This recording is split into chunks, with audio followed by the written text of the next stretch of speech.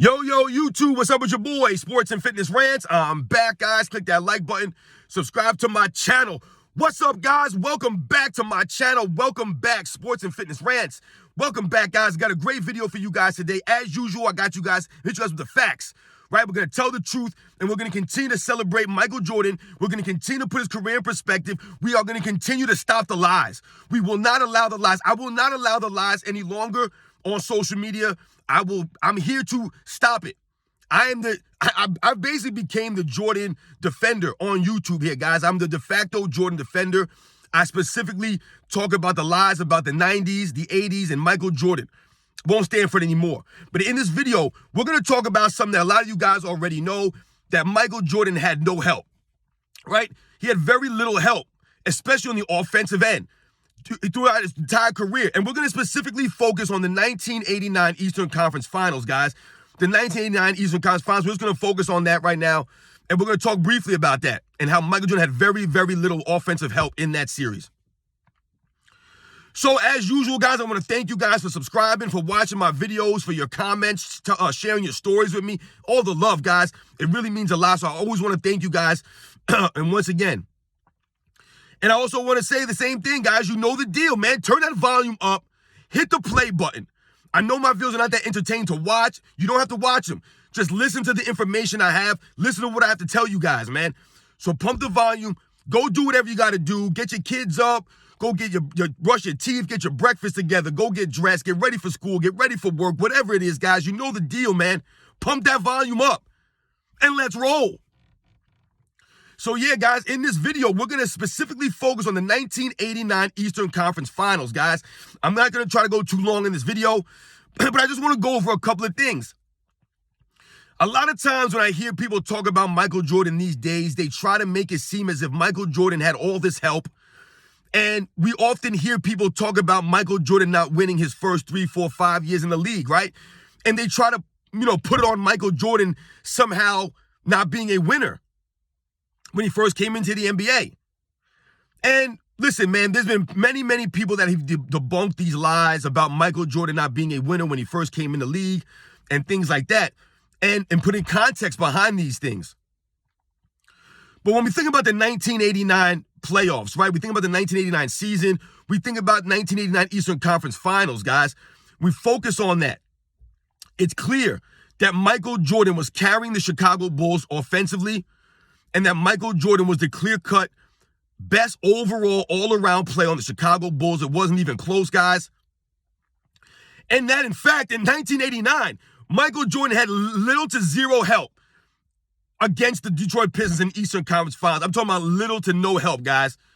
All right, and we're going to break this down.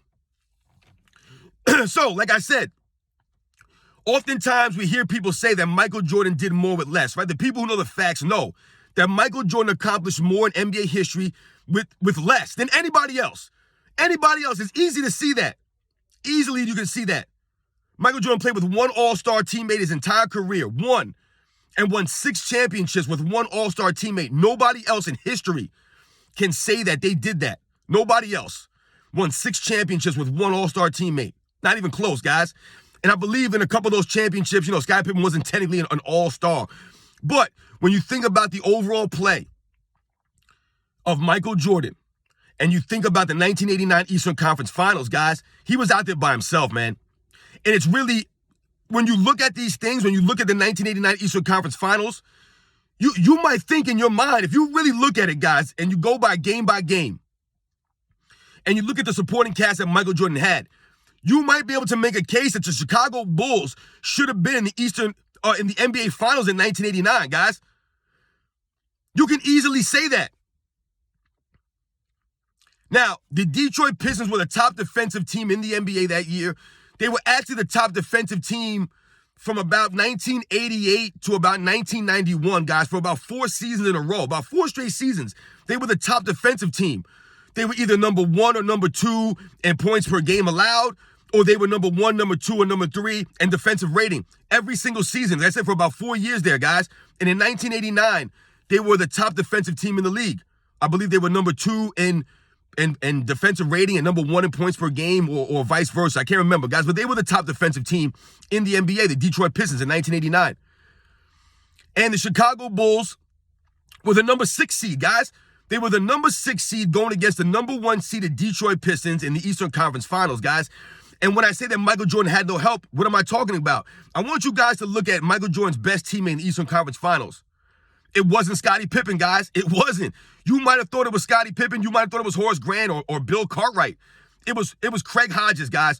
Craig Hodges was Michael Jordan's most consistent teammate in the Eastern Conference Finals in 1989 against the Pistons, guys. Craig Hodges. Think about that.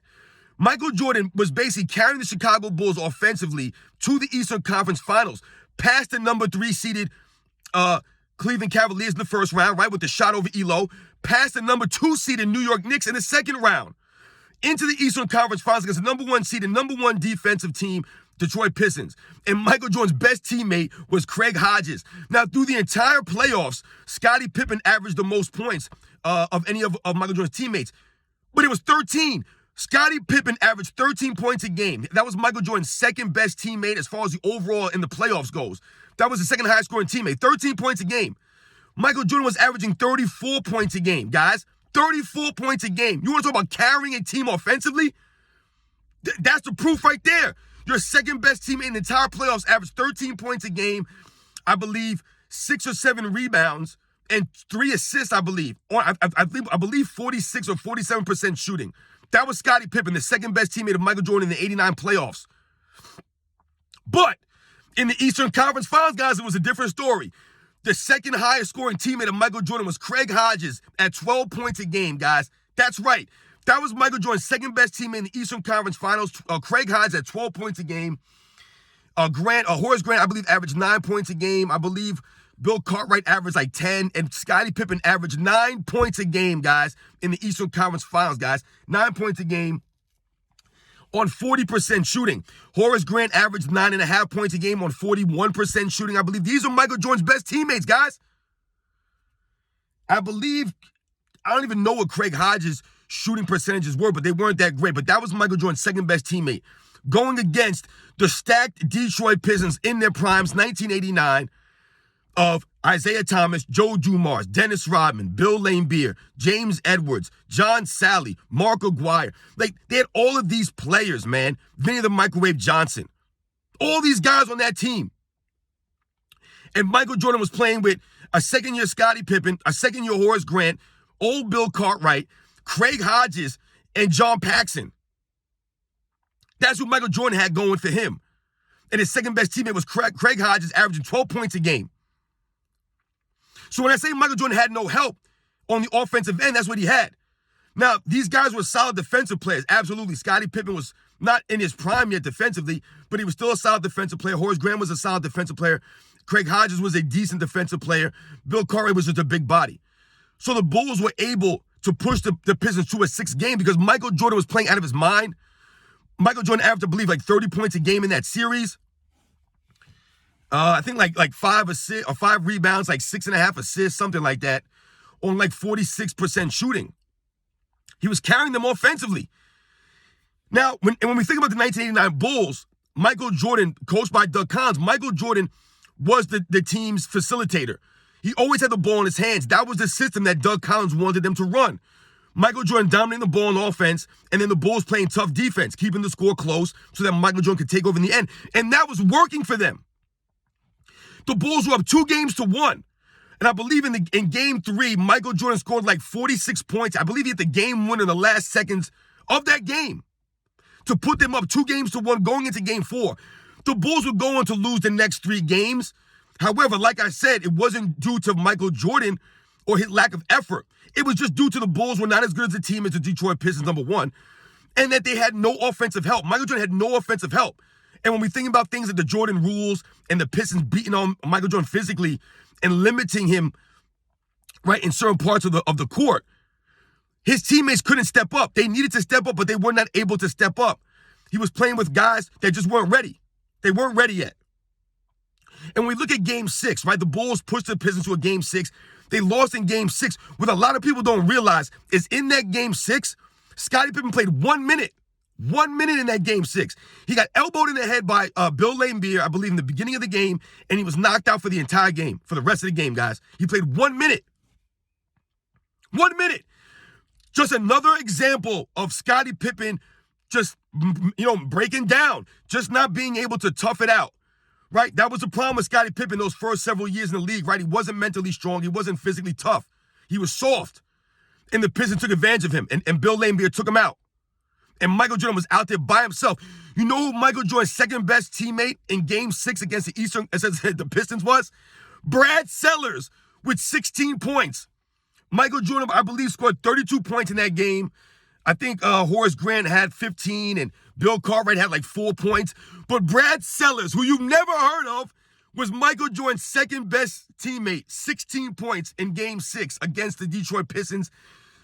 The Bulls, I think, lost by like 7 or 9 points, something like that. So you think if Scottie Pippen could have played an entire game, toughed it out, and been able to score maybe like 15 or 16 points, the Bulls might have been able to beat them and push to Game 7.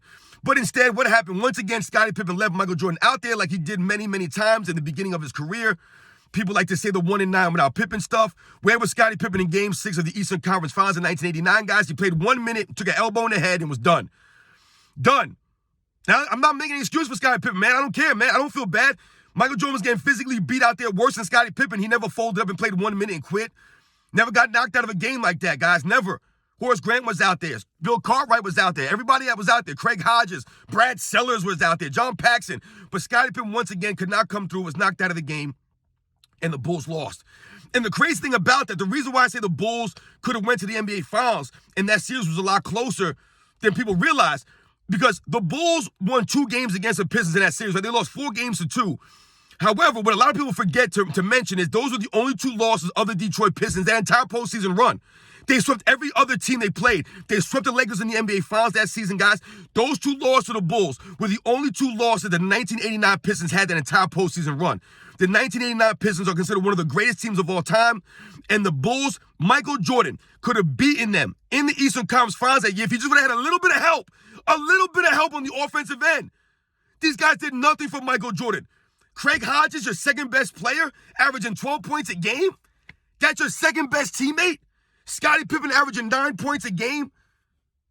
I mean, it's crazy, guys. Craig Hodges is your second best teammate against the 1989 Detroit Pistons, man. And people have the nerve to act as if Michael Jordan, wasn't a winner or that he was struggling to win without Scottie Pippen and all this other nonsense. You're telling me that Michael Jordan was supposed to be the 89 Pistons with Craig Hodges as the second best teammate averaging 12 points a game on like 42% shooting?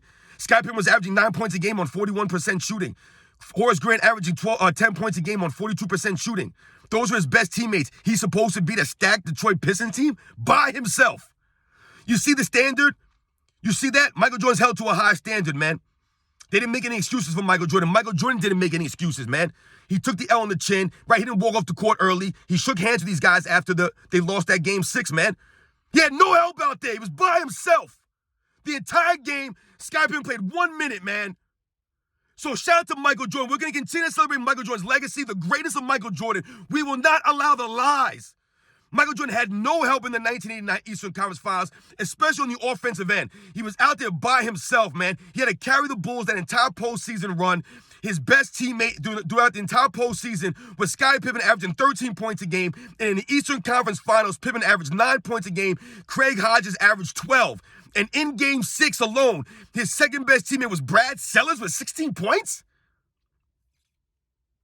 Crazy, guys. Crazy, man, when you think about that. So shout out to Michael Jordan once again. We're going to continue to tell the truth about Michael Jordan. We're going to continue to stop the lies and put respect on this man. Michael Jordan was out there by himself for his first 3-4 years in the NBA, man, carrying these guys, man.